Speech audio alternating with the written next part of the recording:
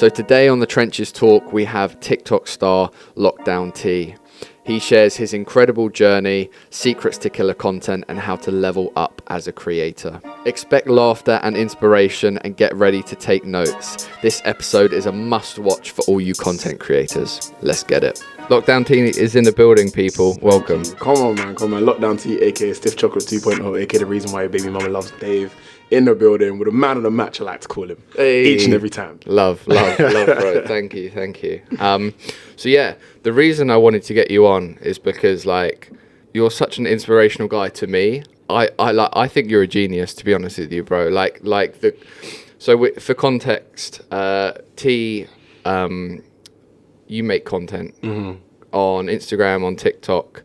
Yeah, on YouTube as well. But it's very intelligent. It's super intelligent, and that's why I love it so much. Like, I honestly think you're a genius because the way you package it, the way you present it, the way it's almost a bit like a factory line to a sense. You keep on the fact is you keep on making it and you make it consistent, and that's some inspiring shit. I appreciate that, man. Thank you so much. It feels very nice and quite I'm not surprising for someone to actually say that. I don't think I've ever been called a genius yet before, so that's the first tick on the list. There we go. Yeah, that's good. So yeah, so for me it's just like the way you present it, but it's also it's such like a bizarre idea, because if someone came up to you a couple of years ago and you're like, oh, what do you want to do, and you're like, I want to mime Kendrick Lamar videos online. No, for real. They would have been like what the hell, this guy is crazy. But right. it's the way in which you have gone about it and presented it, which I think is super, super cool. Thank you. Where did that initial idea come from? Okay, so I like to call those types of videos that I do on TikTok and Instagram my studio session videos. And for context, it's where I basically interpret how I think the studio session of that specific song went, right? But the storyline goes a little bit crazy here, there, and everywhere, because I like to just bring that element of dramatic nature to it. So that's a bit of context for you lot. Where it came from is that I get a lot of inspiration from other TikTok videos that I've seen, other videos that I've seen on the net in general, right? So there were a couple people who I started to see doing these storytelling type videos, and I was like, okay, cool. I can already see that there's a blueprint there, but I think what is key when it comes to being creative on an app like TikTok is you might see an idea, but how are you going to reimagine it, and how are you going to make it your own style, right? So I'd seen certain people do those types of videos before, but I was like, nah, I need to start incorporating different elements into it, I don't know, just fight scenes, levitation, all sorts of different things that you wouldn't ever really see someone do, and probably wouldn't actually happen in a studio session, but that kind of engages people and makes people want more from the series. So it was definitely inspiration from seeing other videos about on TikTok, but then I was like, nah, I need to put my stamp on this and create it in the way that I see fit.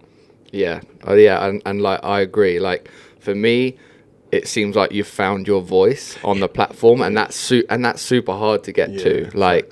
And so congratulations. Thank you. That's a hard place to be, because once you know what your voice is, you can just run with it, of which you have. No, facts. It's a mad one actually, because when I started on TikTok creating, I was just doing all sorts of things, random stuff, transitions. I was doing little games. I was doing trends and stuff like that.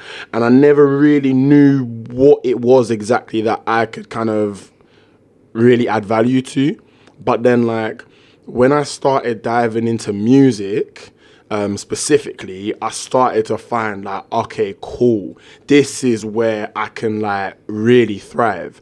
And whether that be music from the point of view of doing my Santan Dave analysis series, which I do on which I did on TikTok, which is kind of what like most people know me for. Like, if someone were to stop me in the street, they'd be like, "Oh, you're that Dave guy on TikTok, right?" And I'm like, "Yeah, I'm that Dave guy, but my name is lockdownT." Like, you know what I mean? Trying to build that brand, but like, it all started from there, and then I've moved into other areas of music, like these studio sessions, like breaking down albums and songs, etc. So when I found music, that's where I really like found my niche. Do you know what I mean? And I feel like I've had, as you were saying, I've had like two elements of that, with the whole finding music initially and then finding these studio sessions videos. So it's as if it's happened almost twice now, and that's great. And I like, feel quite blessed to have found like two little pockets which I can really go hard in. And like, when did you realize you wanted something good? Like, was there a moment, was there one video which blew, or, you know, where you just felt, wow, this is... So the maddest thing is that, like, I only felt that I had something when I started the Dave Analysis series. When I got that, yeah, and I started doing that, and I saw the same people commenting like, "Yo, when you drop in the next video? When you drop in the next video?" More people coming and following me and being like, "Yo, this is the best series I've ever seen on TikTok before." That's when I was like, "Okay, cool. This is really something. I'm building a community now." And I think that's always the most important thing as a creator. You got to build a community. There's no point in having millions of views, right? But then like no one is actually checking for you like that, or no one really knows what it is that your brand is. Do you know what I mean? Because I had like viral videos. I don't really know what the kind of definition of viral on TikTok is anymore, but I had a couple of videos that hit like 3 million, 2 million views, right? But they were just like random stuff, and that was all before the Dave Analysis series. But I felt like that series is what stamped my approval on TikTok as, oh, this is that guy who does that.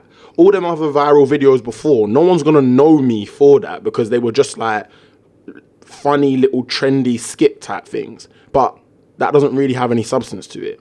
Whereas like I got a hardcore fan base of Dave fans in my following now, also D Block Europe fans, and then in general just UK rap fans. So when I had the Dave Analysis series, when that came about, I was like, cool, this is something, and I felt it, and then it just went from there.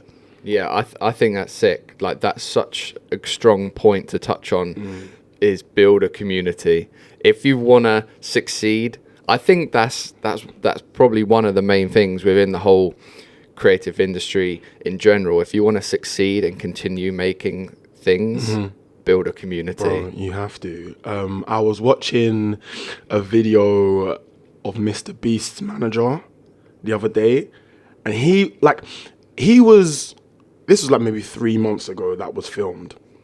And he was kind of like discrediting TikTok and the community, and I didn't agree with him in that sense necessarily, but he was basically saying that like YouTube is where it's at when it comes to community, and I do agree with him in that sense, right?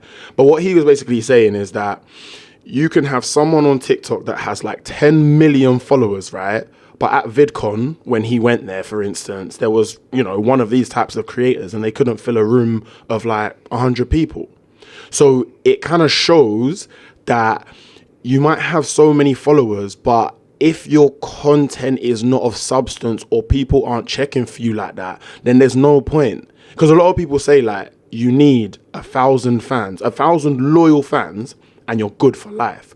If those fans will buy your merch, if they will, this is I suppose in music terms, if they'll buy your merch, if they'll come to your concerts, if they'll check for all of your album sales and buy all of that, you're good with 1,000 fans, right? Core fans. So that kind of shows the relativity of, as long as you have a strong community, you will be all right. But if you don't have that, there's not much longevity to your career, and that's what is very important to build, in my opinion.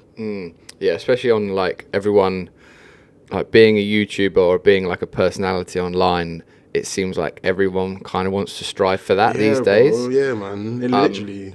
Yeah, and you kind of see like my little nephews and that are just kind of chucking the camera on their face and vlogging. Hey, how you doing, guys? This is my day. This is what I've done today. Da da da da. And you're like, rah, you're like 6 years old, and you're already putting a camera in your face and trying to emulate what you're seeing online. So like, that's the new wave. Everyone is trying to do it.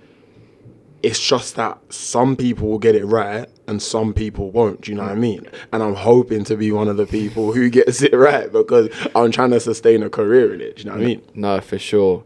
And like, with that in mind, like, have you got any advice for finding your own voice? What, like, did you go, were you penning down like what you wanted to do? Were you know, was there a tick sheet of, I want to do this, do, you know? I'm not a person. As of recently, I've become more that kind of person, but I was never really a person who like set goals for myself and planned and that. All I knew is just work hard and stay consistent, and you're gonna get to where you want to be. However, as of recently, I've been trying to like set more goals for myself, trying to hit targets, and that's come about with the fact that I've now brought in a couple more people into like my circle when it comes to creating content, so that they can like advise me. So now like I'm not just only the creator, but I have a manager now.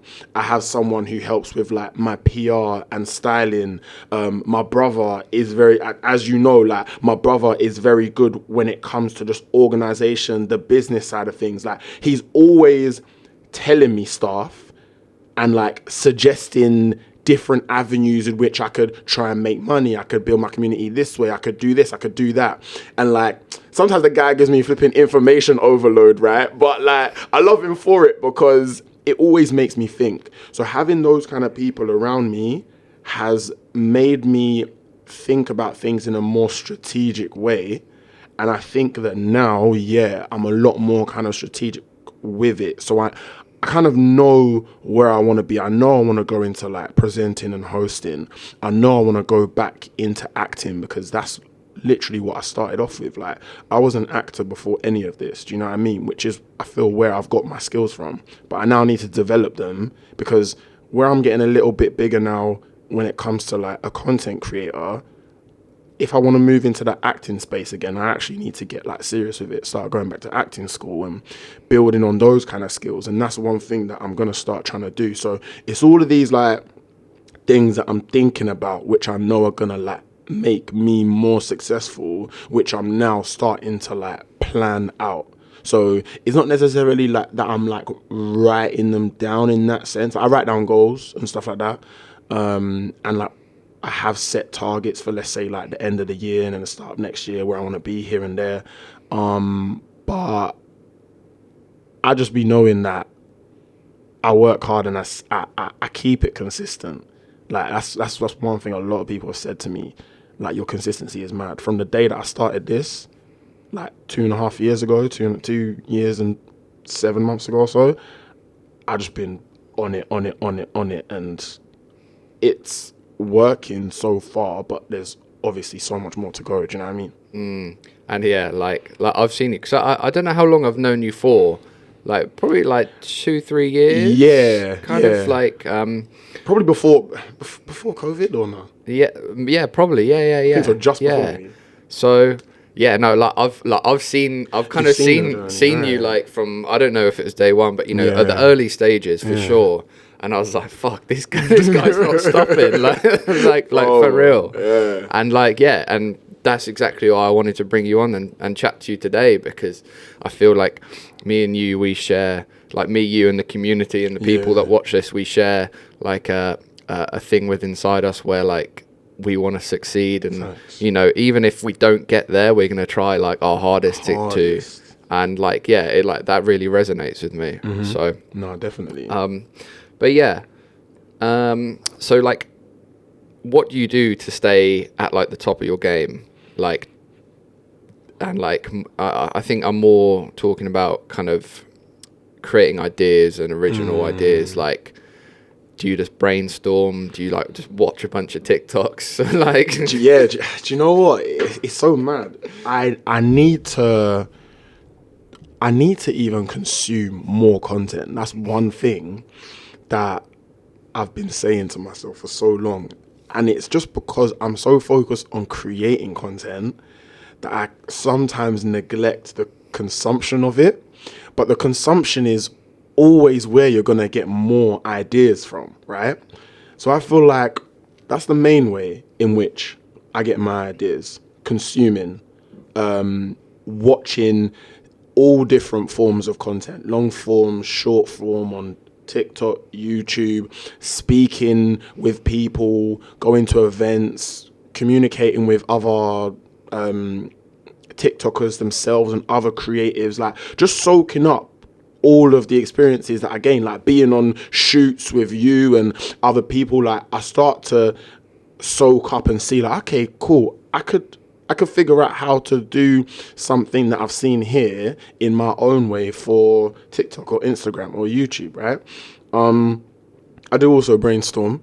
So, I mean, I have like my notes page on my iPhone is just like full of ideas. And usually they will just come to me randomly. And I quite like that.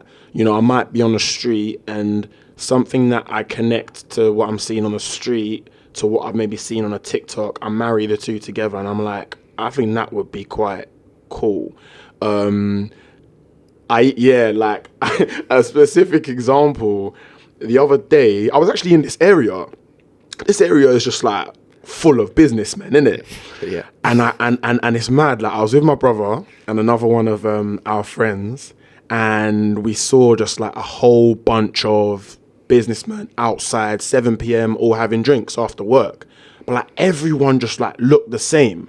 And it was like that proper feeling of raw, like this is the rat race. Do you know what I mean? Like everyone here is all dressed the same. There was bare chatter about, like you could barely hear yourself thinking. And I was just like, this would be really interesting to bring like my aesthetic and my vibe into this area and like ask people questions about like UK rap and stuff and just see what the reaction would be. And I don't want to give away too much, but I almost want to become part of their aesthetic, but then bring in that like UK rap kind of culture vibe to it. So just, you know, that was an idea that came to my head just from literally walking in the street and seeing that situation play out. And then I thought, yeah, I can, that something can happen here. Do you know what I mean? And I think that's kind of the way that my brain works. And actually, that's kind of the way that the Dave analysis series like started off, because one of my colleagues just gave me a booklet that he had created of just like loads of different wordplay analysis of Dave lyrics. So I was like, oh raw, like there's actually something to this. And I was like, can I take this and just figure out how to create some content with it? And he was like, yeah, like don't include me in it at all, don't put my name in it, nothing. Like I don't want to, just take it and do what you want with it. And I was like, okay, cool, how can I make this an actual thing? It was literally just a booklet. And then I was like, yeah, no, let me do a series. Like it will all lead up to the release date of Dave's album. Back then, we're all learning this together. It was like a 2-week marketing campaign almost for the release of the album. And I just think it like worked so well collectively. And I felt kind of proud of that, because I was like, right, that was an idea that I had created literally just from a guy giving me a book full of analysis. And I don't know, that's kind of a little fraction of how my brain works when it comes to like creating the content and the inspiration I get. Yeah. Like I agree as well. Like inspiration can hit you at any time. Facts. Like you've just got to be open to it, like as a person. Yeah. And like you can't be too set in stone about your ideas and who you are. You've got to be open to change and taking new things on board. And because I swear, like, say when you're on sets and stuff like that, yeah, there will always be some sort of like plot twist, and then you've got to figure out how to navigate it. Like, exactly. Yeah, and it's like you go in with like what you would think is a bulletproof plan, and then 5 minutes later it's out the window. But like that's just how it goes. And I think being Yeah, I don't know. Just like in my job, just being on your toes just helps you adapt. And sometimes you see, you go in with one idea and you're like, hang on, no, if we switch this and this, it'll just make it better. And then you just kind of, adaptability is what helps you kind of maybe, gain the upper edge and helps you, just keep making new and cool shit, basically. Definitely. I think like as creatives, sometimes we have to like check ourselves as well, because I do find that sometimes if someone gives me a suggestion of like what content to do or whatever, I can sometimes be a little bit like closed off to it. But sometimes that's just because I know how like my TikTok algorithm works. So it's kind of like if someone suggests an idea to me and I don't think it's gonna bang, I might be coming across a little bit difficult to them. But I'm just like, it's just because I just know that it's probably not gonna work. Like I've probably done something like that before, or I've like planned it out in my head and I'm like, this ain't gonna work. But I think it's so important as creatives that we are, as you're saying, like open-minded to any suggestions that people are giving. And then if we do feel like they're valuable ones, how can you like mold it into what then might work with the experience that you have? Do you know what I mean? Yeah. I think that goes back to your point earlier where you were saying you now have a team around you and it's not just you. Like being a creative is hard, and like hard. Trying to succeed as a creative is even harder just by yourself.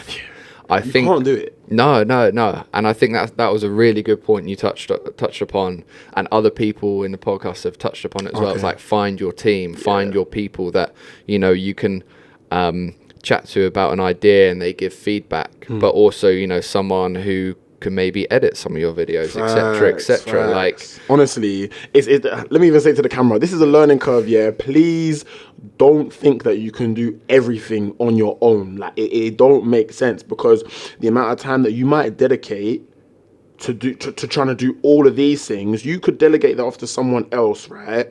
You got to pay them their money for it. So cool, it's going to come at a financial cost, but at the time you've then got so much more free time on your hands to be able to just focus on creating good quality content. And that, at the end of the day, is key. So quality is always the best. So allow yourself that time. Give yourself some grace, man. Allow yourself that time back to be able to create content and let other people deal with other things. Yeah. There we go. Facts. Come on, man. Facts, no printer, man. Yeah, lockdownT coming through the truth right now. Come on, man. Preaching to the people. You get me? Preaching. But yeah, like so like that aside, do you take time off, like, or are you just on this train right now? I mean, so like interestingly, I probably have more time now than I ever have had, because I recently left my 9 to 5, and like I did. It's mad because like I did it because I felt as if I was at a point where I could sustain myself. I even thought, I'm probably gonna be like taking a pay cut from doing this, and I'm not gonna be getting that solid monthly income, which is very nice. It's a great safety net. But I thought to myself, like, look, I can't keep on going on like this, because I was like, after work, and I worked in Croydon, bro, like that Narnia place, bro, like it's so far across the border, it's ridiculous.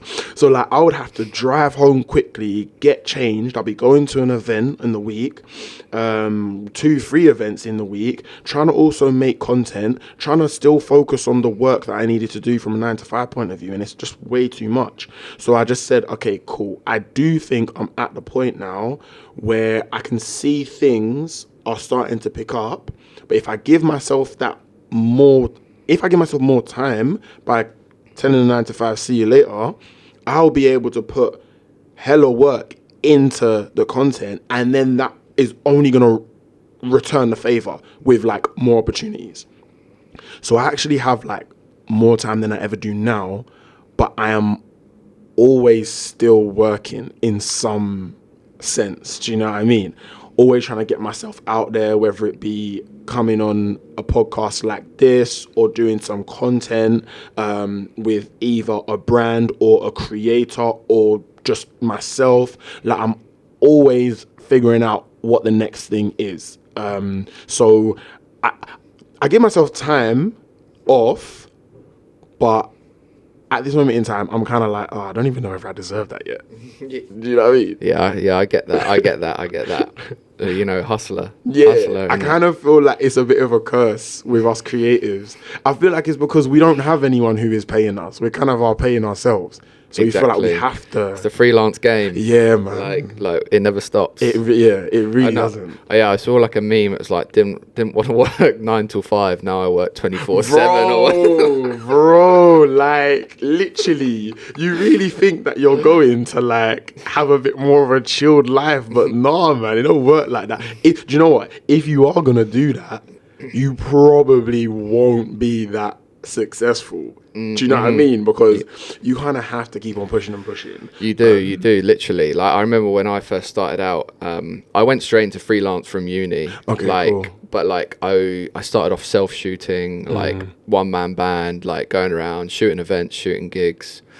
But it was like I'd shoot a gig throughout the day, maybe do another one in the evening, then like go back, line up an Instagram post, line up some emails, etc. And then that was the cycle. There was a cycle of like shoot, edit, market, right? Like shoot, edit, market, and it was just like like meeting, coffee, whatever, and it was just like that for like years, like for maybe like 5 years straight.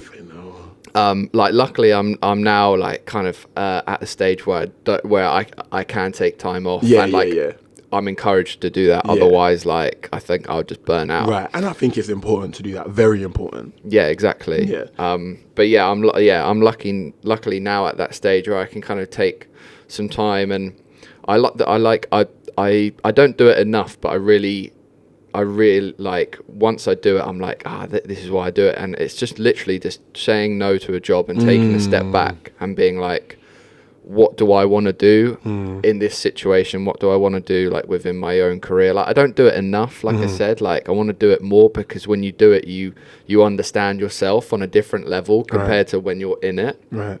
But yeah, I'm kind of like in a phase of doing it now where like work's slowing down for the end of the year.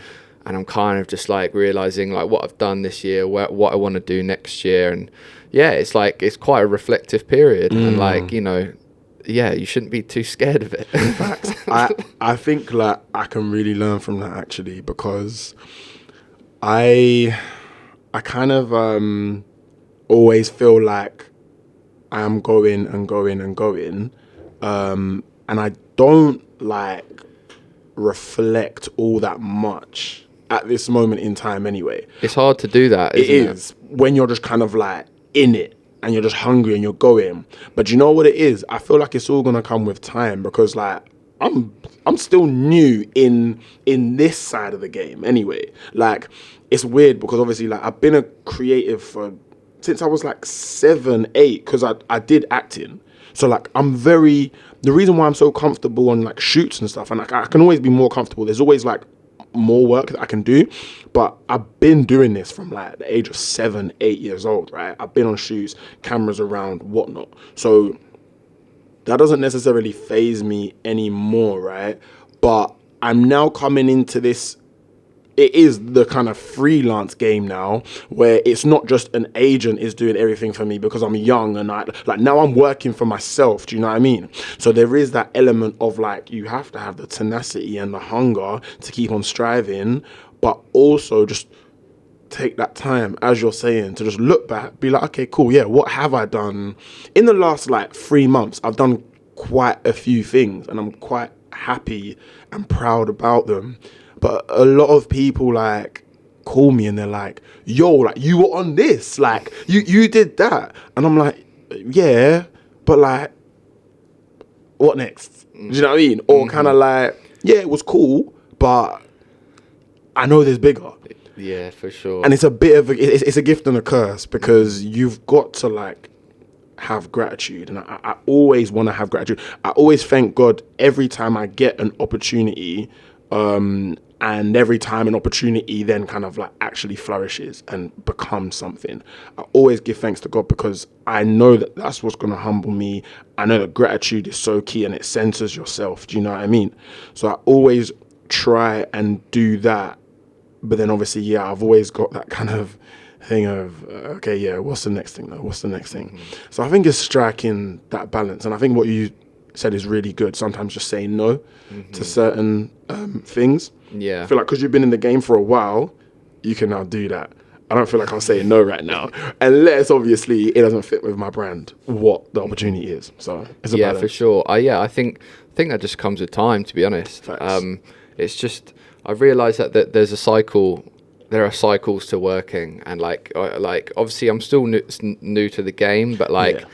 I've been in the trenches, you know what I mean? You've been in, come on, you've been in the trenches. but yeah, you know, there are cycles to it, and you know, if you don't take that time to step back, then you just don't realize the bigger picture sometimes. Facts, because you can really just get swallowed up in the whole process of the business, which is great, which is a great place to be in, because you're on track, you're doing what you love doing. But yeah, for me, I think, yeah, I just always try and check myself, even though like you're in it, and like you're still a young lad in it, and like obviously I am as well. But yeah, don't put too many years on yourself. No.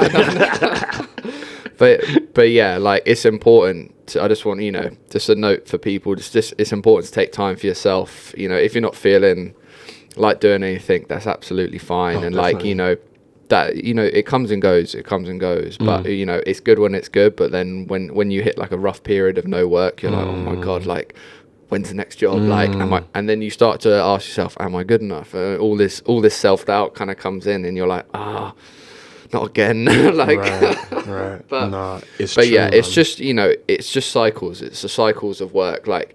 And then suddenly you're going to get hit up for like 5 jobs in one day, and then you're like, oh my god, why is this? You know, you go. That's just how it is. There you go. Is that? I mean, something for me to actually learn, and I wanted to ask you, like, would you say that's one of the biggest things that you've learned being in the industry, or is there something like else, or what's the most valuable thing that you've learned? Being in the industry, yeah, I think it's to know your self-worth. Yeah. Because a lot of people will use and abuse you just for, especially crew, like a film crew. Yeah, man. You know, like most, you know, you can get a second AC, and most people want to be a camera assistant. Yeah. And like, you know, people undercut you. People will be like, oh, well, this guy can do it for this. And it's just like, well, then that's the type of job you don't want to be working for. Yeah, like you know what I mean? I'm sure you've had it before. If a brand has offered you like peanuts for like something, and you're like, but like, you know, if you go back to them and their responses are, but we can get someone else to do it, and so many times. Like, but yeah. But yeah. So are you doing brand deals at the moment and working with, you know, can you say who you're working with, or? Yeah. So like, I've had quite over this year, 2022. I've been building up my relationship with Spotify UK, so that's going really well. I've done about 5 campaigns, like TikTok campaigns for them.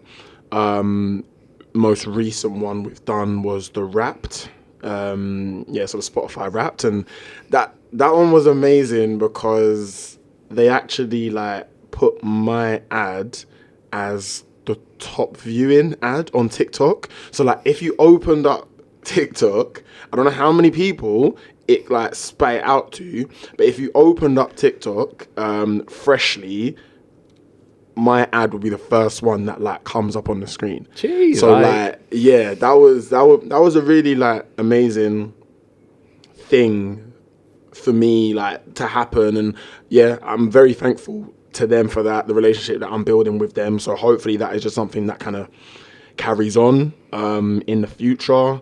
I did some work with BBC Radio 1 Extra recently. That's not like a brand deal or anything like that, but it was just kind of like collaboration. But again, I see all of this stuff as just like building relationships with some really strong names, really strong brands, and brands that I actually respect and I like.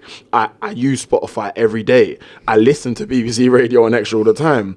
I listen to artists that are on labels like Atlantic Records, who I've worked with, Columbia Records, Interscope. Like, all of these names are people who I've worked with, whether it be on some like TikTok promo or something else, right?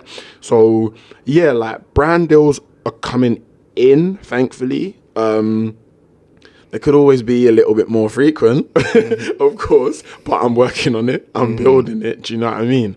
And like how did those brand deals come about? Literally just, most of them have just been like them directly getting in contact with me. Jeez. Yeah, mostly it's come from videos doing well on my TikTok. Because, bro, like, you never know who's watching your TikTok. Do you know what I mean? Like, you never know who is actually... Because, like, so many people are on TikTok right now, yeah? If I get a video, and a lot of them have been through... Like, let's say a lot of the record labels, it's been through my studio sessions videos. Because they be hitting, like, multiple millions, right? So you never know who it is that is going to see it. And then randomly, I just get a DM in Instagram, or I get an email come through like, hey, we want you to do that type of video for our artist. Would you like to do it? Would you not? If I'm feeling the track, then yeah, man, I go through with it. I create something. Usually they love it, and we go forward. You know what I mean? So yeah, like, I'm trying to build all my relationships with these types of brands, because that is a great way to like sustain yourself in terms of money. Like, they pay pretty well for that, and then that allows me to like work and invest back in more content. So brand deals are very important, but obviously they're not like the be all and end all, because you could do events hosting, you could do you could kind of like, I mean, you could figure out retainer situations with different brands as well and stuff. There's so many ways to make money. You actually make money through TikTok, like monetization as well. Like, there's a couple of different ways that you can do things. But yeah, brand deals are pretty solid. So yeah, those collaborations like are great. It's a great position to find yourself in as well. Like, Yeah. you're doing like videos that break down songs. Yeah. And it's like, people coming to you be like, can you do it for us? Like that's a crazy position to be in, and like that's such like leverage that you have, because if your videos are getting like a million, or you know how many views or whatever, yeah, but you're like, yeah, give me your song and it will go out to 1 million people or whatever. Like, that's insane. It's a new way of marketing, and I feel like these brands, record labels, companies, they're respecting TikTok a lot more as like, you know, a place of great reach where you can reach like the next generation. Do you know what I mean? I think that's what it mainly is. I'm just hoping it's something that sustains, because the market can change at any minute. I've had this thought a lot of times, like, what if TikTok just like falls off a cliff? Like other apps have done. Do you know what I mean?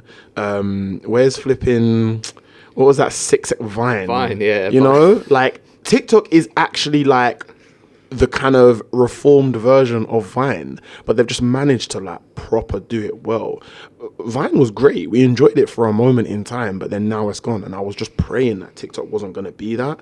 And it looks like it is pretty solid in the market now. So, but what is key is to actually just diversify and make sure that my content is on all types of different platforms. So I kind of try to like make different styles of content for different styles of platforms. Okay. So like on YouTube, I've got my long form content, which is my podcast, which I do, that TikTok show, right? And I kind of like get loads of different TikTokers to come on and speak just how we're speaking now about their journey, why they started TikTok, where they're trying to go with it, etc. And what I love about it is that for a lot of people, they say, oh, this is the first time I've ever done something like this. So I'm almost giving people their first appearance on camera in a setting that is not just them talking to their phone. And I love that. Do you know what I mean? And I'm starting to now build relations with so many different like content creators who are kind of at the starts of their career. Who knows what's going to happen? Like, out of, let's say, 16 people that I've spoken to already, at least, you know, probably 5 of them will really, really do well. I hope all of them do well. But, you know, with how kind of like numbers go and stuff, yeah, probably 4 to 5 will do well. And that's amazing. Do you know what I mean? And I can be like, I was there at the start of their journey and I'm helping them build. Do you know what I mean? So it's not only about my journey, but I'm invested in other people's as well. So that's, yeah, I like that about the content that I do. Well, it goes back to the point of you building a community. You're now building a community that is further than like the Dave fans. It's like real physical people. And like, that's insane. Like, Exactly. that's where you get the most connection from. That's where you get, you know, yeah, that's where it just feels good, right? Definitely, it feels good to like have you here right now chatting to you, and you know, I'm sure you feel the same to your guests, etc., etc. Definitely. But yeah, so I'm gonna just kind of gonna wrap it up here as I feel like we've covered a lot of stuff. Yeah, we and have, like, man. Bears. like mate, it's honestly been really good to talk to you. Right, it's been a pleasure to be here, man. But so, you know, just thinking in the future, do you have any long-term plans? Do you see it going to like TV or anything that, you know, like, yeah, what are those goals? My goals are for my content creation to put me at a place where I can like go back into my acting, and that be acting within like films, bro, like like proper films. Do you know what I mean? And like TV series and stuff like that. But I kind of, I'm not really into what's like EastEnders and Hollyoaks? What are those kind of Like soaps? Soaps, yeah. It's not that kind of stuff. No, I can see you on that, though. Bro, I Being that TikTok guy or something. You know what it just starts to box you in, and I can't do that to myself. True, I can't true. do soaps, but like, I mean, it might all change if an opportunity came about, and I think actually, would it be quite good for me, get myself out there, kind of thing. But yeah, mainly like I love sort of commercialized film and TV, so that's where I want to get back into. That's a real like long-term goal, but I think that is quite reasonable to think that this path that I'm going down can definitely get me there. You meet so many different people, crew, you meet producers, DOPs like yourself, you meet all sorts of people, right? And you never know where their journey is going to take them, and then they'll look back and think, oh, I know a guy who can do this, and that's just how it works, you know what I mean? So I'd love to get back into acting through my content creation, but as a more short-term goal, I just want to become like a solidified creative within the UK. I want to tackle the UK first, and then I will go overseas, but I want to tackle the UK. I want to be a solidified name within like my culture first, because I think that's important to like tackle your culture and make sure you're respected within there, and then kind of branch out. But the branch out will always be natural. So that's why I feel like Mo Gilligan is a great prototype for that, because he kind of like has the backing of his community and now has gone further and now is doing shows on BBC, like literally like prime time TV. I don't know necessarily whether I'd want like my own show on BBC One. Like, I mean, who wouldn't? But then at the same time, I don't really know whether that's my lane. Do you know what I mean? But I just know I want to be like a solidified figure within the UK when it comes to being a creative, when it comes to content creation, when it comes to music. I want that kind of. I want that kind of. I don't want to call it status, but I just want to be known for that. But something of substance though, like actual music. Like I kind of educate people through what I do with my music, and I want that to be the situation. I don't just kind of want to be someone that is known for, I don't know, being controversial or just like, I don't know. Some people might think I'm good looking or something and just be known for that. Like I don't want that. Do you know what I mean? I want stuff of substance. So yeah. No, for sure. And like, yeah, I think you've started in such a good place because you're building your own thing. Yeah. And like, that's the difference between like, you know, the people that make it big and don't. It's like people that do establish who they are and they build their own thing. And then like once it's blown, then people jump on. Like, exactly. like, you know what I mean? Like, you can believe in it all you want, but until you've done it and you prove it, that's only when people are going to fully like endorse you kind of thing. Yeah, exactly. I can't lie though, bro. Fame is long. Like, I just look at people who are like famous and I'm a bit like, oh, do I actually want that? Like, do I actually want just it's irreversible as well. It is. You can never go back from it. And I'm just a bit like, yo, I don't mind the here and there someone might recognize me on the street. Are people recognizing you right now? Yeah, They are. Yeah. That's kind of cool though. It is cool. It is. And it means that my work is going well. And I do love that. And then I'm just thinking, like, if this really goes the way I want it to go, I'm going to have to deal with that. And I know I am actually okay with it. Because as I said, like, I've kind of been used to having cameras in my face and stuff for a while. And, like, people kind of reacting to me, be like, oh, what, you do that? That's so cool, da-da-da. Because I've done it for so long now. So that's why I know I will always be quite centered and humble about the situation. Just because as long as I'm not gassed by the fact that I'm doing all of these things, I think that's fine. Because then it just keeps you grounded. Do you know what I mean?